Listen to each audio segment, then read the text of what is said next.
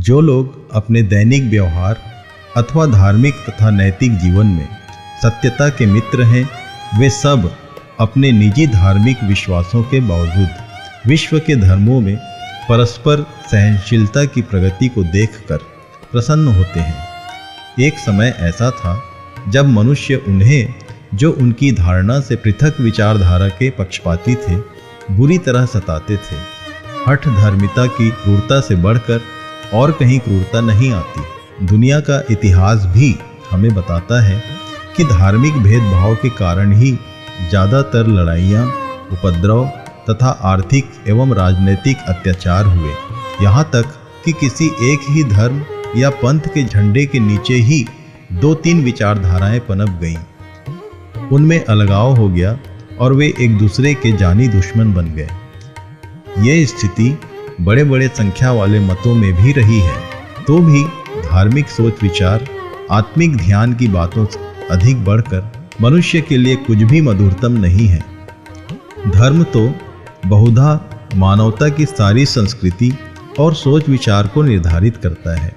कितने मनुष्य अपने पूर्वजों के धर्म त्यागने की अपेक्षा अपनी मृत्यु अधिक पसंद करते हैं।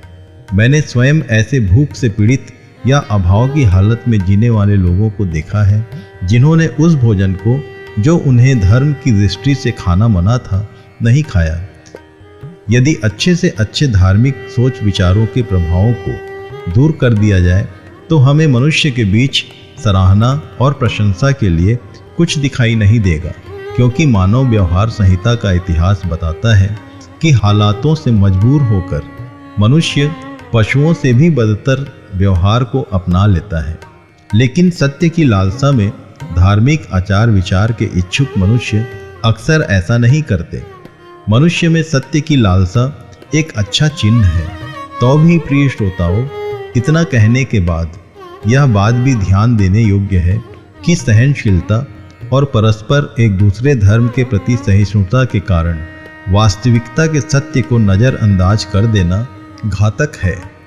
प्रायः लोग सहनशीलता की आड़ में सत्यता के साथ धर्म से संबंधित हल्के विचारों की मिलावट कर देते हैं। आजकल करोड़ों लोग परमेश्वर और मानवता के प्रति हल्के, अनुचित और अनिश्चित विचार अपनाए हुए हैं।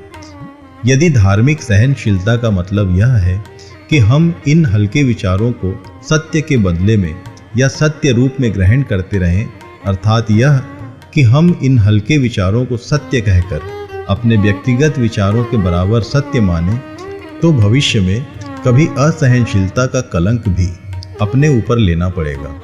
सहनशीलता का अर्थ यह नहीं है कि परमेश्वर के प्रति एक दूसरे की पारस्परिक विभिन्नताएं सब की सब सत्य ही हैं, और ना इसका तात्पर्य यह है कि सब धर्म एक ही हैं एवं सारे धर्म एक लक्ष्य और एक ही सत्यता रखते हैं। विश्व के धर्मों में सहनशीलता की प्रगति शीर्षक से एक लेख पिछले दिनों भारत के ही एक विख्यात अंग्रेजी समाचार पत्र में छपा था।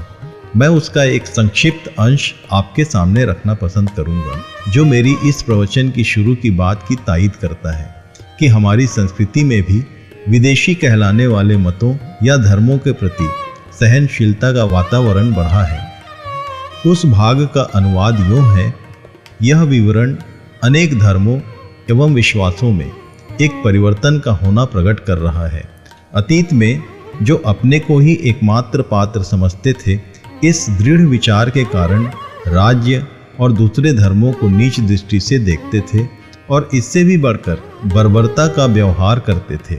मसीही, मुस्लिम, हिंदू और बौद्ध धर्म के सामाजिक तथा धार्मिक विचारों की फिर से टीका हो रही है कि नए संसार की आवश्यकताओं के साथ इनको मिलाया जा सके। इस विचार के समर्थक कवियों, दार्शनिकों और विद्वानों ने विधानों, रीतियों और प्रथाओं का सामना करके बड़ी सहायता की है।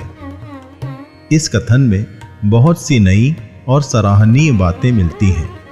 हम भी प्रसन्न होते हैं कि परस्पर धार्मिक सहनशीलता की प्रगति हो रही है। किंतु प्रिय श्रोताओं, इस कथन में एक मुख्य वही बात जो अन्य विवरणों में भी प्राप्त होती है, हमारे देश की सांस्कृतिक एवं धार्मिक सहिष्णुता पर केंद्रित है। यह ठीक है कि यहाँ के मतों की निजी सहनशीलता नहीं होकर भारत की एक विशेष धार्मिक विचारधारा विश्व देवतावाद प्रमुख है। विश्व देवतावाद की यह दार्शनिक कल्पना भारत के मुख्य दर्शन मार्ग वेदांत दर्शन से ली गई है। जहाँ भारत का पृथक पृथक परंपरावादी मतांतरों का मस्तिष्क अपने अपने धर्म पर विचार करता है, वहाँ दूसरी ओर यह दार्शनिक कल्पना भी दिखाई देती है। परमेश्वर का स्वर्गीय वचन बाइबिल कल्पनावादी दर्शन की जगह शाश्वत परम सत्य के प्रयोग का जीवंत प्रमाण है, जिसमें स्वयं परमेश्वर अपनी सनातन दया, करुणा एवं सहनशीलता के द्वारा स्वर्ग से पृथ्वी पर हम पापी मनुष्यों के बीच इसलिए उतर आया कि हम कल्पना के पंगु व्यवहार से छूटकर विश्व देवतावाद या विश्व धर्म के बदले परमेश्वर की ही धार्मिकता को पहन लें। यदि तेरा बैरी भूखा हो तो उसे खाना खिला और प्यासा हो तो उसे पानी पिला। यदि कोई तेरे एक गाल पर चांटा मारे तो तू अपना दूसरा गाल भी उसके सामने कर दे। का सत्य जीवन दर्शन देकर प्रभु यीशु मसीह ने सहनशीलता या सहिष्णुता शब्दों के अर्थों को ही व्यर्थ कर दिया है। इसीलिए परमेश्वर के अनुपम एवं अतुलनीय प्रकाशन के द्वारा प्राप्त विश्वास का मसीही विश्वासी अपने प्रभु यीशु मसीह के नाम में सहनशीलता को तो प्रकट करेगा, पर उसका अर्थ यह नहीं होगा कि वह दूसरों की हाँ में हाँ मिलाता है। मसीही सत्य नम्र एवं दीन होता है, लेकिन वही उसे संसार, स्वार्थ, शैतान एवं काल्पनिक दर्शन से इनकार करने की सामर्थ्य देता है। यही वह परम सत्य विश्वास है जो आपको प्रभु यीशु मसीह से जोड़ देता है, जो मनुष्यों एवं परमेश्वर पिता के बीच एकमात्र मध्यस्थ है। मेरी प्रार्थना है आप इस सत्यता का व्यक्तिगत रूप से अनुभव करें ताकि मोक्ष और जय का जीवन पा सकें। परमेश्वर आपकी सहायता करे। आमीन।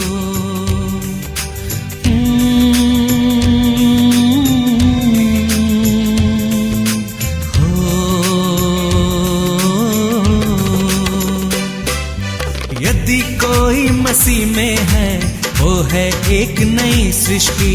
यदि कोई मसीह में है वो है एक नई सृष्टि।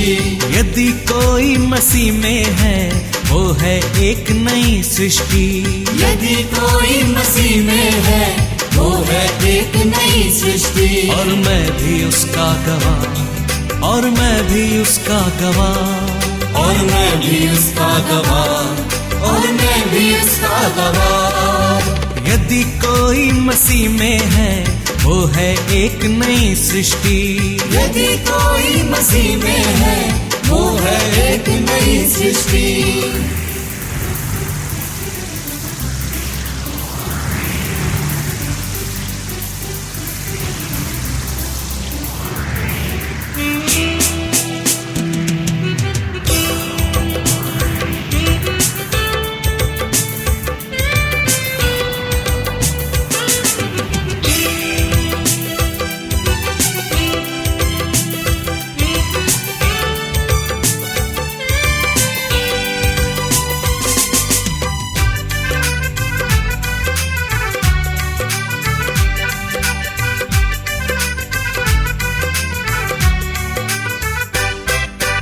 मसीह को अपना लो, दिल में आएगा नूर। मसीह को अपना लो, दिल में आएगा नूर। मसीह को अपना लो, दिल में आएगा नूर। मसीह को अपना लो, दिल में आएगा नूर। मसीह के आने से बीमारी होगी दूर। मसीह के आने से बीमारी होगी दूर। यदि कोई मसीह में है वो है एक नई सृष्टि।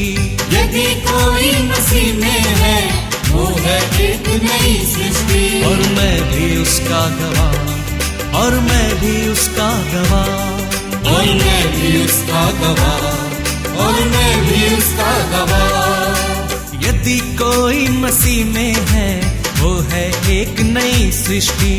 यदि कोई मसीह में है वो है एक नई सृष्टि।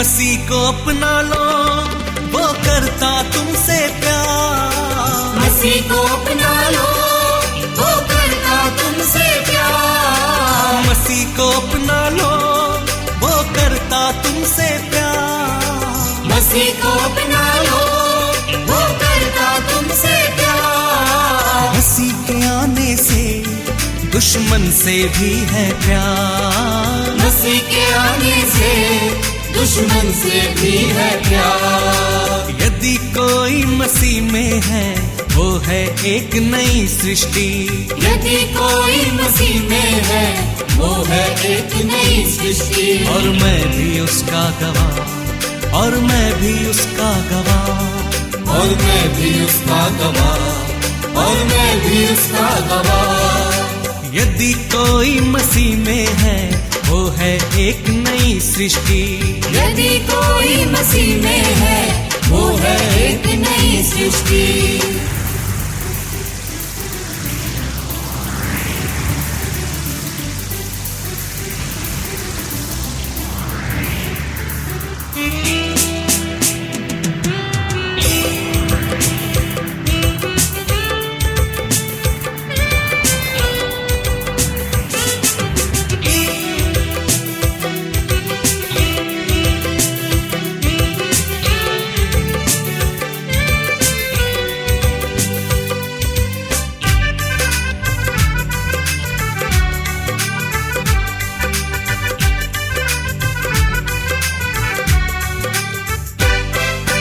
मसीह को अपना लो, वो करता है उद्धार। मसीह को अपना लो, वो करता है उद्धार। मसीह को अपना लो, वो करता है उद्धार। मसीह को अपना लो, वो करता है उद्धार। मसीह के आने से मिलती है शांति अपार। मसीह के आने से मिलती है शांति अपार। यदि कोई मसीह में है, वो है एक नई सृष्टि।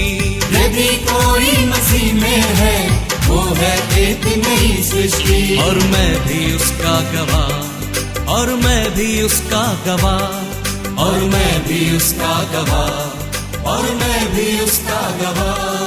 और मैं भी उसका गवाह, और मैं भी उसका गवाह, और मैं भी उसका गवाह, और मैं भी उसका गवाह।